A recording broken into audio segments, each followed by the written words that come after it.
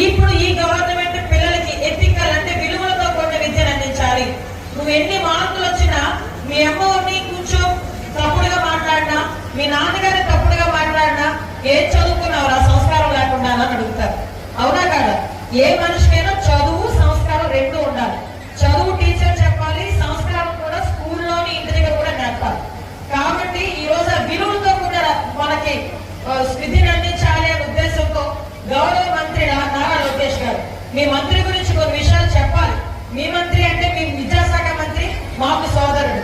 నిజంగా ఒక సీఎం కి మనోడు అంటే ఎన్టీ రామారావు గారికి మనోడు, ఒక సీఎం కి కొడుకు, చంద్రబాబు నాయుడు గారి కొడుకు. ఈ రోజు ఒక మంత్రి పొజిషన్ లో ఉన్నారు.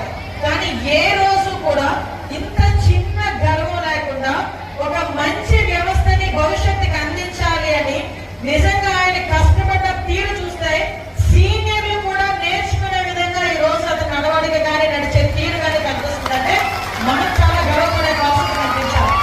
ఇన్ని రోజులైంది మొన్న మా దగ్గరికి వచ్చి ఒక మాక్ అసెంబ్లీ పెడదాం అనుకుంటున్నాను అన్న. నేను ఒకసారి ఆశ్చర్యంగా చూసా. ఏం చేయాలన్నా మాక్ అసెంబ్లీ పెడదాం, పిల్లల్ని తీసుకొద్దామన్నారు. ఆ రోజు అసెంబ్లీలో పెట్టడానికి ఎట్టి పరిస్థితుల్లోనే అవ్వదు కాబట్టి, చేయకూడదు కాబట్టి పక్కనే అసెంబ్లీ లాంటి ఒక మంచి సెట్టింగ్ చేసి మన నియోజకవర్గం నుంచి కూడా ఒక అమ్మాయిని, వెల్ఫేర్ హాస్టల్ నుంచి వచ్చిన ఒక అమ్మాయిని, లక్కపల్లి అమ్మాయిని తీసుకొచ్చి అక్కడ పెట్టారు. నిజంగా అసెంబ్లీ సమావేశాలు ఇలా జరుగుతాయా? అసెంబ్లీ సమావేశాలు ఇలా మాట్లాడతారా? స్పీకర్ కి ఇంత అధికారాలు ఉంటాయా? ఇవన్నీ కూడా పిల్లల చేత ఆ రోజు చేయించిన తీరు చూస్తే నిజంగా తల్లిదండ్రులు ఆ పిల్లలు జీవితాన్ని గుర్తుపెట్టుకునే ఒక మంచి సందర్భం. ఇదే కాకుండా చాగంటి కోటేశ్వరరావు గారు, ఈ పదం మీకు నేను చెప్పారనే చెప్తున్నా.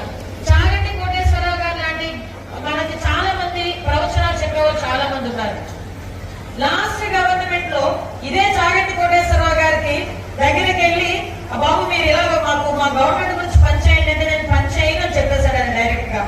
కానీ చంద్రబాబు నాయుడు గారి మీద ఉన్న నమ్మకంతో, పవన్ కళ్యాణ్ గారి మీద ఉన్న అభిమానంతో చాగంటి కోటేశ్వరరావు గారు బయటకు వచ్చి నేను చేస్తానండి అని చెప్పి మొన్న రీసెంట్ గా ఇలాగే మీ పిల్లలందరినీ కూర్చోబెట్టి చాగంటి కోటేశ్వరరావు గారిని కూర్చోబెట్టి మాట్లాడినప్పుడు నిజంగా నేను, నాతో సైతం చాలా మంది ఇంక్లూడింగ్ సీఎం గారు అందరూ కూడా ఆయన ఎంతసేపు మాట్లాడారు అంతసేపు విన్నాం.